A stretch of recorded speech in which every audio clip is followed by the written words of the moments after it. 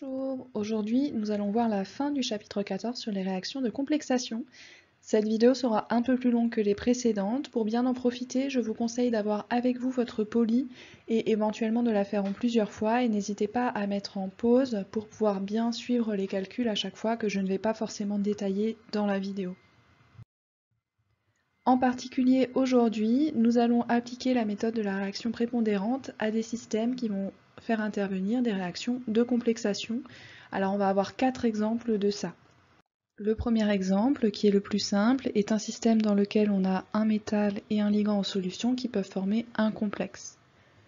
Les 3 autres exemples vont être des cas où on va avoir compétition entre différentes réactions. Alors soit 2 réactions de complexation pour former des complexes différents, c'est le cas numéro 2, soit complexation successive avec un même ligand pour former différents complexes, c'est le cas numéro 3, soit le cas où un ligand va être à la fois impliqué dans un équilibre de complexation et également impliqué dans un équilibre autre, ici un équilibre acido-basique, c'est ce qu'on développera dans le cas numéro 4. Dans tous les cas, le principe va être de trouver la réaction prépondérante, donc celle qui a la constante d'équilibre la plus élevée, et de considérer donc que c'est la réaction qui va prédominer dans le système. Alors, premier exemple, le cas où on a un métal et un ligand en solution qui peuvent former un complexe. Nous allons traiter cette situation sur un exemple. J'ai une solution avec des ions Fe2+, et un ligand qui est le DTA dont on a déjà parlé. Donc ensemble, ces deux espèces peuvent former un complexe avec la constante de complexation β. Cette constante, qui vaut 10 puissance 14,33, est très élevée, on va donc supposer la réaction totale. Alors attention, dans le cas des complexes, vous avez souvent des réactions qui vont avoir des stoichiométries élevées, et dans ce cas-là, même si vous avez des constantes qui sont très élevées, ce ne veut pas forcément dire que la réaction est totale. Donc cette hypothèse, il va falloir absolument la vérifier à la fin du calcul. Ici, du coup, on peut faire un tableau d'avancement. On suppose que la réaction est totale. Le réactif limitant est donc Fe2+, dont il reste une quantité que l'on va appeler epsilon à la fin du calcul. Pour vérifier si la réaction est totale, il va falloir du coup déterminer la valeur de epsilon. On connaît la valeur de la constante de complexation β, on peut du coup en déduire epsilon. Ici, epsilon vaut 9,4 fois 10 puissance moins 17 mol par litre. C'est donc effectivement très faible devant les autres concentrations des espèces en solution. On a donc eu raison de supposer que la réaction était totale et on a déterminé la composition de la solution à l'équilibre. Deuxième exemple, c'est le cas où on va avoir compétition en solution entre la formation de deux complexes, soit parce qu'on a introduit un cation métallique et plusieurs ligands avec lesquels il peut réagir, soit parce qu'on a un ligand et plusieurs cations métalliques avec lesquels plusieurs complexes différents peuvent être formés. On va traiter ça sur un exemple. On va prendre une solution dans laquelle on a des ions Fe3+, et deux ligands potentiels, les ions thiocyanate, SCN-, et les ions fluorure, F-. Ces deux ligands peuvent former avec les ions Fer3 un complexe. On a à chaque fois les constantes β-SCN et β-F. Ici, on constate que la constante de complexation avec les ions fluorure est plus élevée que celle avec les ions thiocyanate. On va donc considérer que la formation du complexe fluorofer3 est majoritaire. Cette réaction a une constante de l'ordre de 10 puissance 5,2, elle est donc supposée totale, et à l'issue de la réaction, on va avoir en solution trois espèces, F-, SCN-, FeF2+. Alors, je vous laisse aller voir comment est-ce qu'on aboutit à ce résultat sur votre poly. Et une fois qu'on a ce système, on va devoir vérifier qu'il n'y a pas d'autre réaction qui a lieu ensuite. Alors la seule réaction qui peut avoir lieu dans ce système, c'est une réaction de substitution entre le complexe fluorofer3 et les ions thiocyanate pour former un complexe fer-thiocyanate et régénérer des ions fluorure. On peut calculer la constante d'équilibre de cette réaction qui vaut 10 puissance moins 2,2. Il apparaît donc que c'est une réaction qui va être probablement peu avancée. Si on fait le calcul pour déterminer l'état final, on trouve bien que la réaction est peu avancée avec formation du complexe thiocyanatofer3 à 1,3 10-3 mol par litre. On avait donc eu raison de considérer que le complexe fluorofer3 était en fait majoritaire en solution.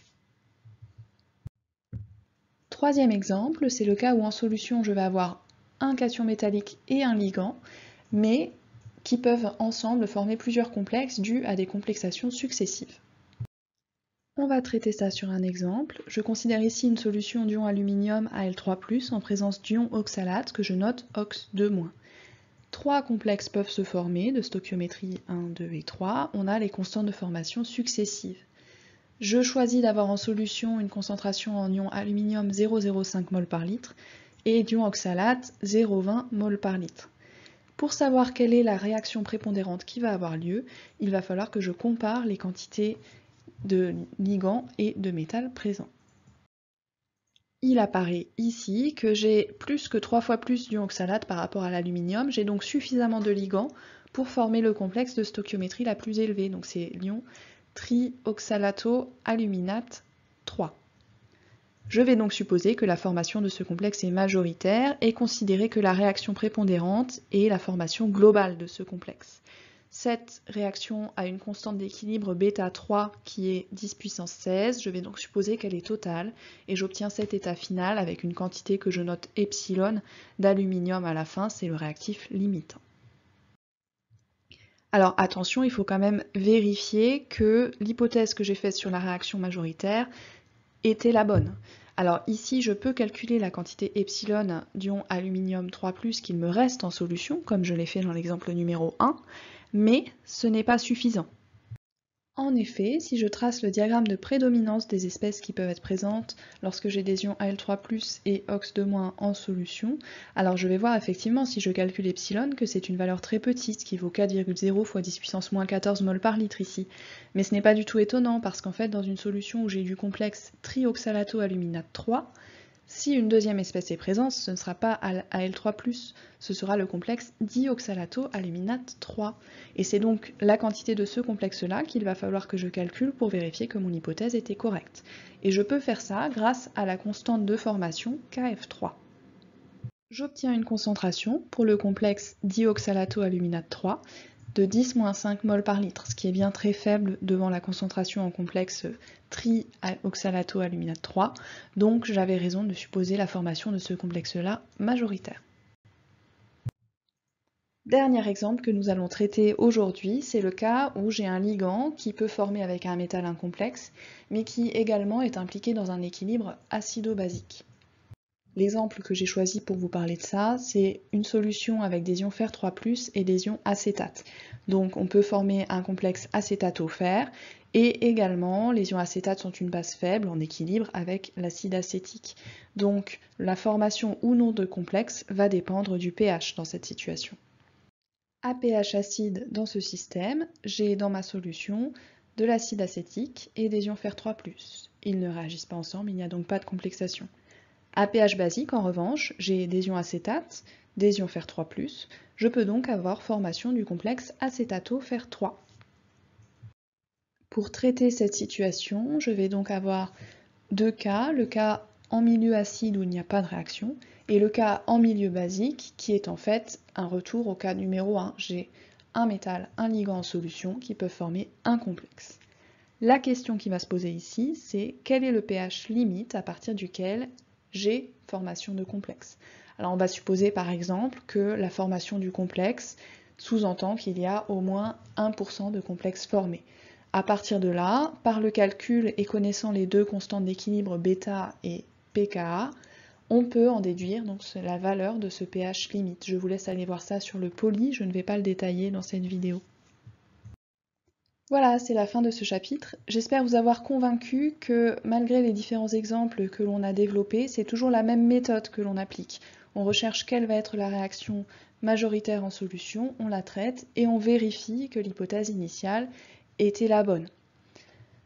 Je vous laisse aller faire le questionnaire comme d'habitude et on se voit bientôt sur Zoom.